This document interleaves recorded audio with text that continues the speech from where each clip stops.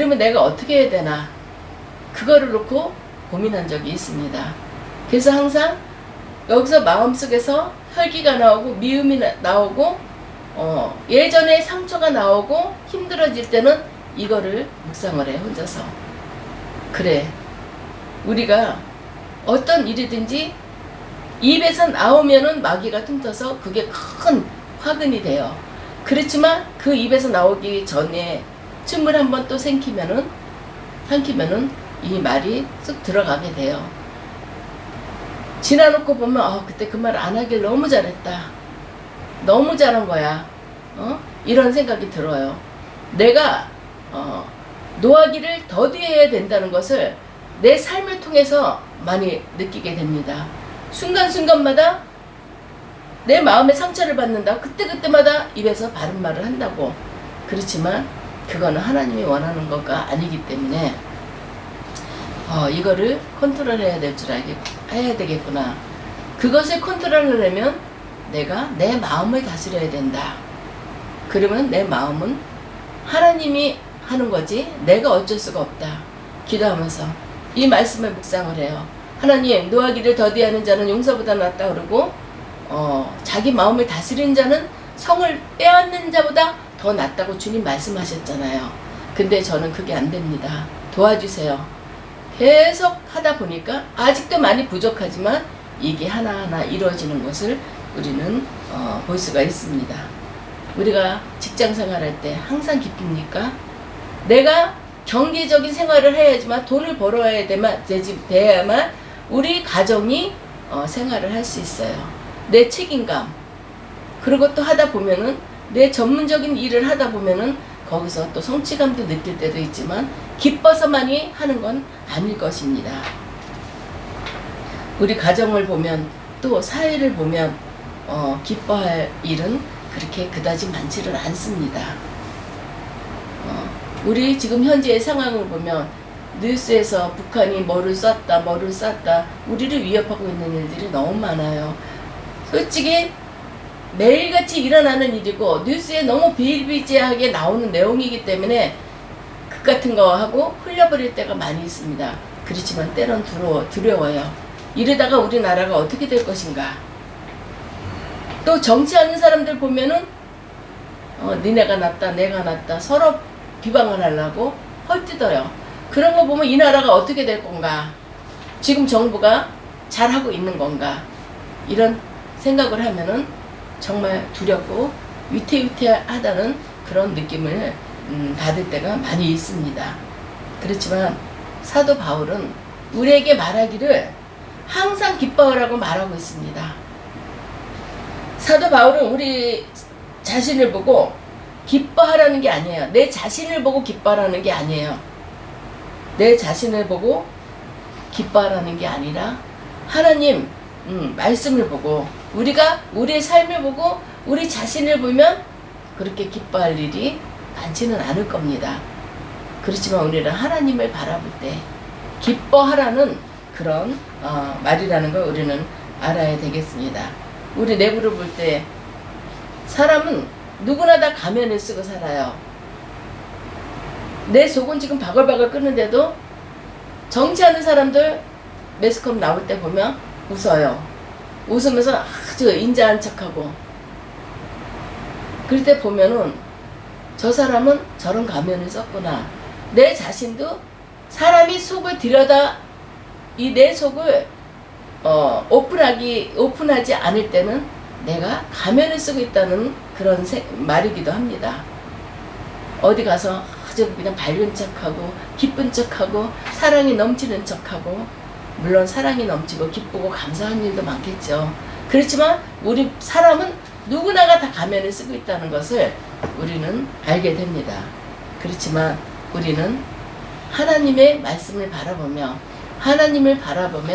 항상 기뻐하라고 그런 말씀을 하고 있습니다. 우리 자신들도 봐요. 누가 주택복권 로또 이런 거에 1억 원 1조 원 당첨됐다고 해봐요. 기뻐요? 저는 그런 뉴스 나올 때마다 나도 좀 됐으면, 그 사람 어머 너무 잘 됐다, 너무 잘 됐다 이 말을 하기 전에 내가 나도 좀 됐으면 이런 생각을 할 때가 많이 있어요.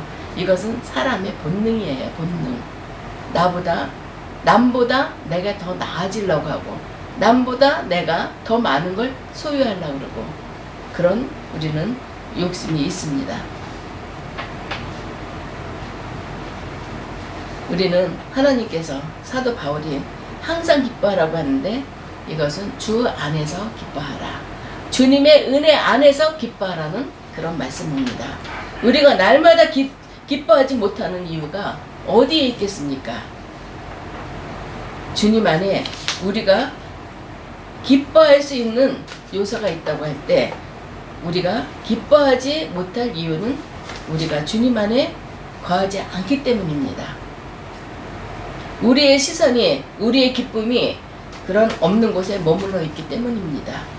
매일의 삶에서 기뻐할 수 있는 요소가 없는 것이 아니라 우리가 기쁨이 없는 곳을 바라보고 서 있기 때문에 우리한테는 기쁨이 없는 것입니다. 아멘. 그렇다면 사도 바울은 무엇을 보고 기뻐했던 걸까요? 보면은 사도 바울의 삶을 보면은 복음 전하다가 구속돼 갖고 태장을 맞기도 하고 많은 고통을 당했어요.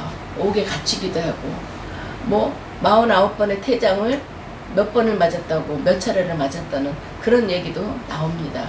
근데 그때마다 그게 기뻤겠어요? 얼마나 고통스럽고 피할 수 있으면 피하고 싶었겠죠.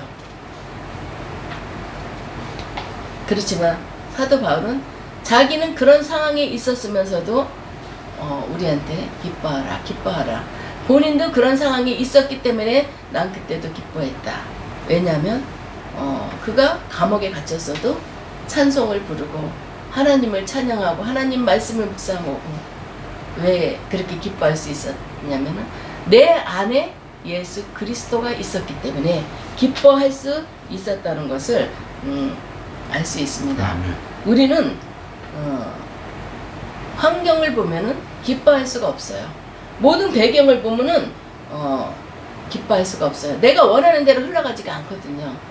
우리 사람은 내 생각대로, 내 마음대로, 내 가치관대로 모든 것이 흘러가야지만 만족을 할 수가 있어요.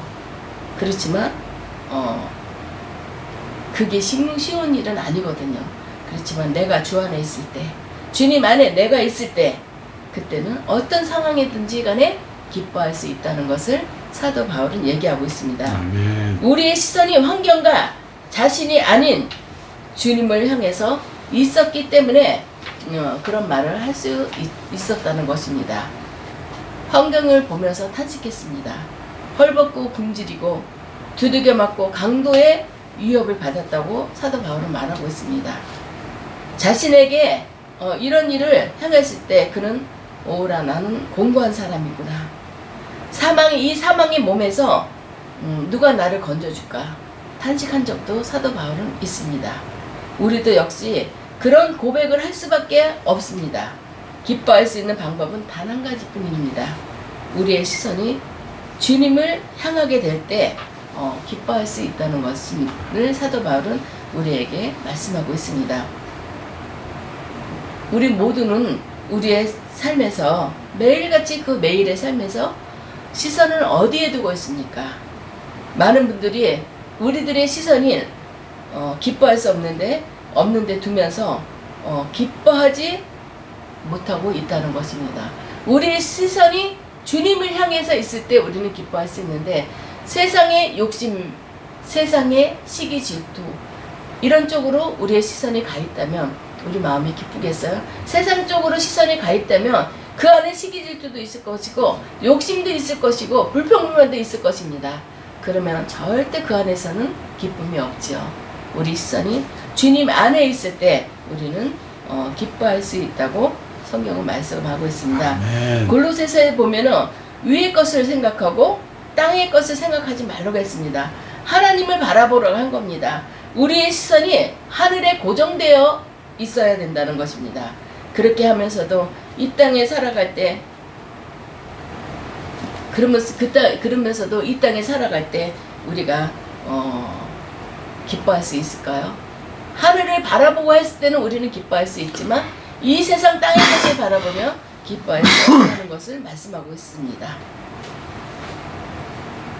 두 번째는 사도 바울이 말하는 것은 쉬지 말고 기도하라고 했습니다. 기도를 많이 하려고 하면 할수록 어렵죠. 기도를 끊임없이 그 시간에 맞춰서 한다는 건 참 어려워요. 저는 새벽 예배를 꾸준히 빠지지 않고 드리는 분들 보면은 참 대단한 믿음이고 대단한 신앙이라고 생각합니다. 하나님과 만남의 시간을 갖기 위해서 우리 부부지간에도 대화가 많이 필요해요.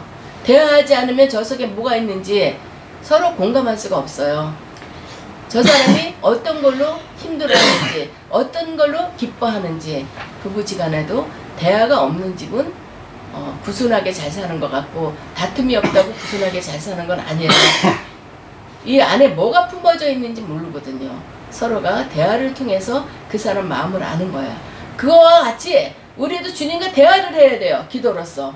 하나님 오늘은 어땠습니다. 오늘은 어떻고 어떤 일들이 있는데 하나님 이 가운데서도 주님이 같이 해주세요. 너는 이렇고 이럴 때는 내가 마음을 다스리지 못하고 너무 화가 나서 견딜 수 없지만 주님 그때도 주님 말씀하신 것처럼 내가 노하기를 더디게 해주시고 또 내 마음을 다스릴 수 있게 해주세요 하고 하나님 앞에 하루를 맡기고 하나님께 기도하고 어떤 사건과 사고 기쁜 일 즐거운 일 그런 것들을 하나님한테 다 맡겨야 된다는 것을 우리는 얘기하고 있습니다. 기도하지 않으면 맡길 수가 없어요. 기도하지 않으면 하나님은 전지전능하신 분이기 때문에 우리 심령 가운데 어떤 생각을 하고 있고 어떤 마음을 가지고 있는 거 아세요. 그렇지만 하나님은 우리가 기도하기 원합니다. 기도할 때 너희는 부르짖으라 내가 내게 응답하겠고 내가 알지 못하는 크고 세밀한 부분들은 내가 알게 하리라 주님 말씀하셨습니다. 기도하라고 주님 말씀하셨어요. 기도할 때 우리는 하나님의 뜻을 깨닫게 되는 거고 기도할 때 하나님과의 교제가 이루어진다는 것을 주님은 말씀하고 있습니다. 우리는 한다는 것은 내가 누구한테 어떤 얘기를 할 때는 비밀스러운 얘기를 할 때는 그 사람을 신뢰하기 때문에 비밀스러운 얘기를 하는 것입니다. 신뢰하지 못하면 비밀스러운 얘기를 할 수가 없어요. 우리는 하나님을 신뢰해야 됩니다. 내가 하나님 앞에 이러이러한 기도를 하면 하나님이 분명히 나한테 응답해 주신다고 그랬으니까 응답해 주실 거야. 그 확신을 가지고 우리는 기도할 때 하나님이 기뻐 받으시고 하나님의 응답이 나를 통해서 역사된다는 것을 우리는 믿고 살아야 되겠습니다. 우리는 언제 무릎을 꿇습니까? 우리는 등 따스고 배부르면 하나님 앞에 가까이 하지 않습니다. 그게 인간의 교만이에요. 근데 이렇게 보면은 어떤 분은 정말 사회적으로나 경제적으로나 모든 면에서 다 완벽한데 하나님 앞에 나가서 정말 교회 가서는 정말 주님 나는 낮은 자입니다. 봉사하고 이런 거 볼 때는 어떻게 저럴 수가 있을까? 대단한 믿음이라고. 지미 카터 대통령도 그랬대잖아요.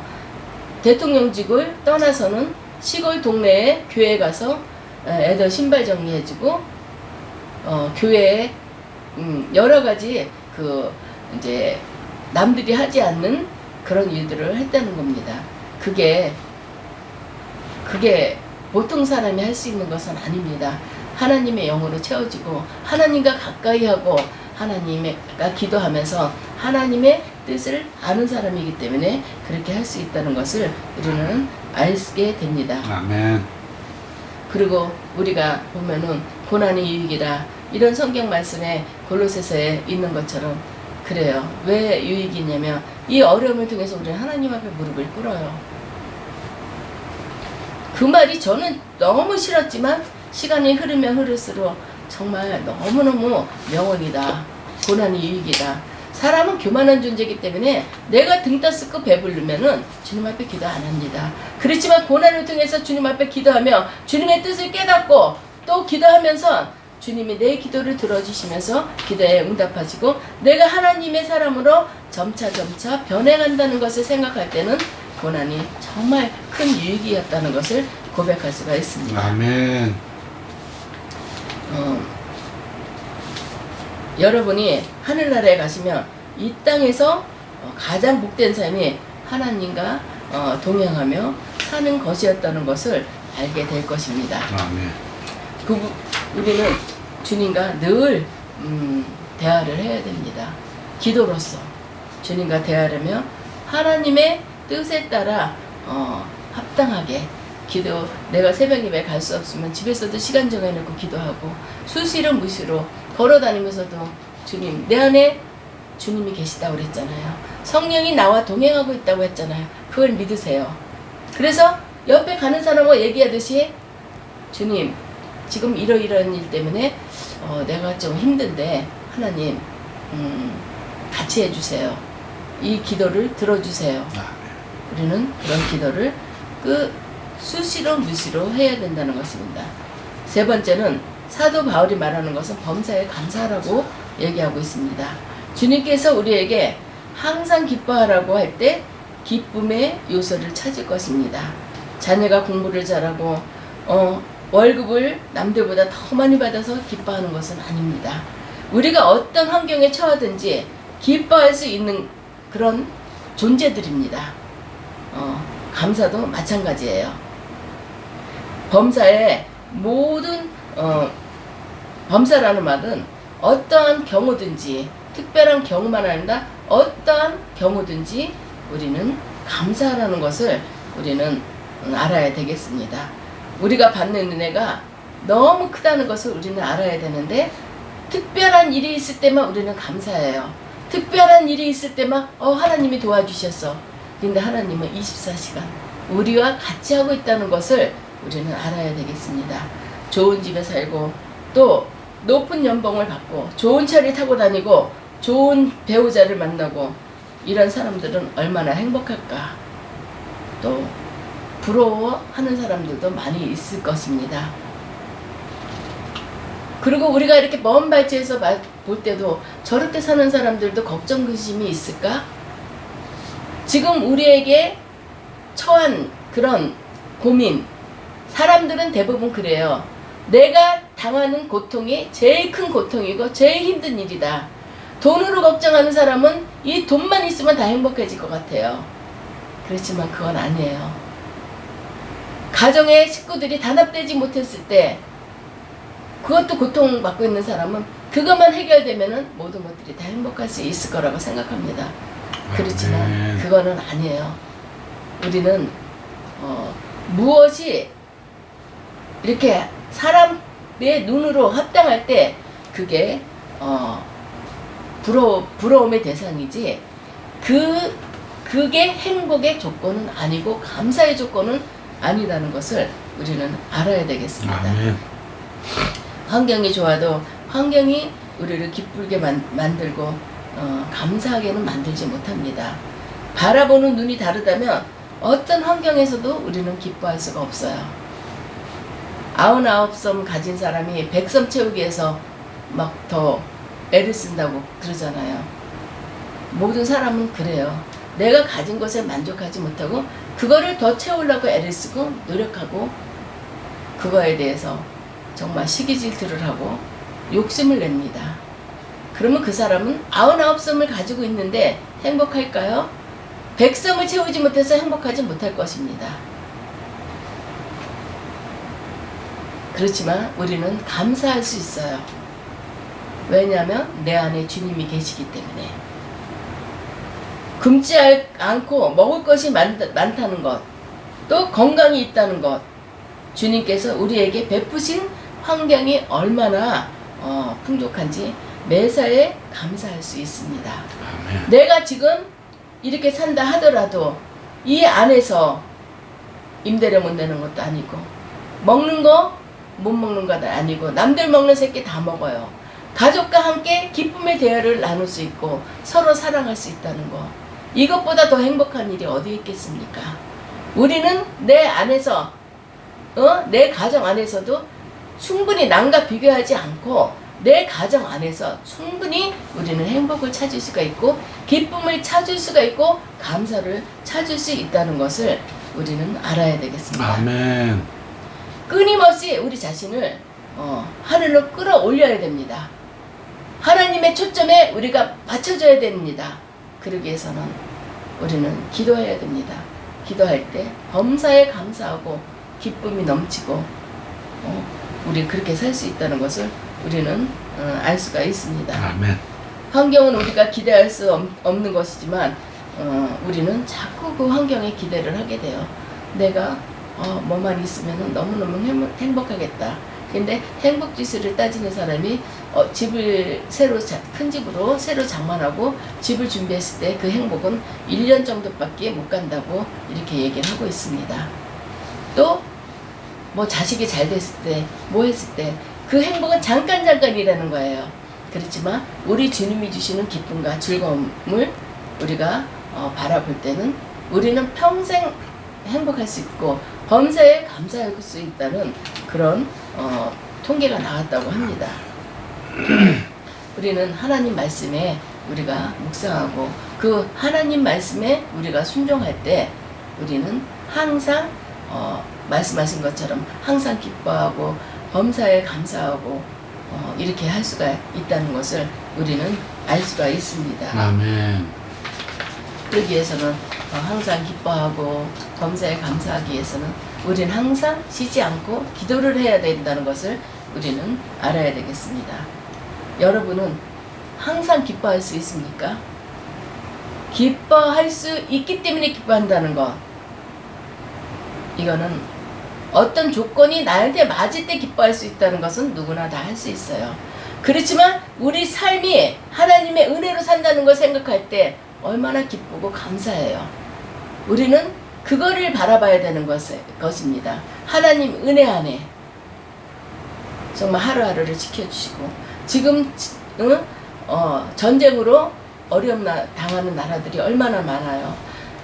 먹을 게 없어서 굶어 죽는 나라들도 많이 있습니다. 그렇지만 우린 먹을 것이 너무 많아서 다이어트를 해요. 너무 먹을 게 많아서 먹고 다이어트는 그게 기쁜 게 아니라 이렇게 풍족한 가운데 하나님이 우리를 지켜주신다는 것, 이거를 우리가 감사해야 됩니다. 모든 환경을 바라볼 때는 기쁜 일이 없어요. 즐거운 일이 없어요. 그렇지만 하나님이 우리를 이렇게 사랑하고 있다는 것, 이거를 생각하면 우리가 늘 기뻐해야 됩니다. 그래서 우리는 항상 기뻐해야 되고 또 쉬지 말고 기도해야 되고 범사에 감사해야 되고 아멘. 그런 삶을 살 때 우리가 그게 복된 삶이에요. 그게 감사한 삶이고 아멘. 사람들의 얼굴을 볼 때마다 연세 드신 분들 보면은 그런 생각도, 저분은 젊었을 때 고생을 많이 하셨구나. 육신적으로도 고생하지만 육신적으로 고생한 사람 얼굴에서는 그런 모습이 나오지 않는데 이 마음이 고생을 많이 한 사람들, 걱정 근심 많이 한 사람들은 얼굴 보면은 틀려요. 이름 자체가 틀리더라고. 그거를 이 나이가 되니까 보이더라고. 우리가 더 나이 들어서도 우리를 볼 때 저 사람들은 예수를 믿는 사람들이기 때문에 얼굴에 근심 걱정이 없고 항상 기쁜 얼굴이구나, 항상 즐거운 얼굴이구나, 감사가 넘치는 그런 얼굴이구나, 그런 것을 믿지 않는 자들을 통해서도 우리는 그들에게 보여줄 필요가 있습니다. 아멘. 하나님한테도 그래, 너는 내 자식구나, 네가 나를 바라봤기 때문에 네 얼굴에서 평안이 넘치는구나 인정받는 우리가 되기를 주님의 이름으로 축원합니다. 아멘. 기도하겠습니다. 할렐루야. 감사합니다. 주님께서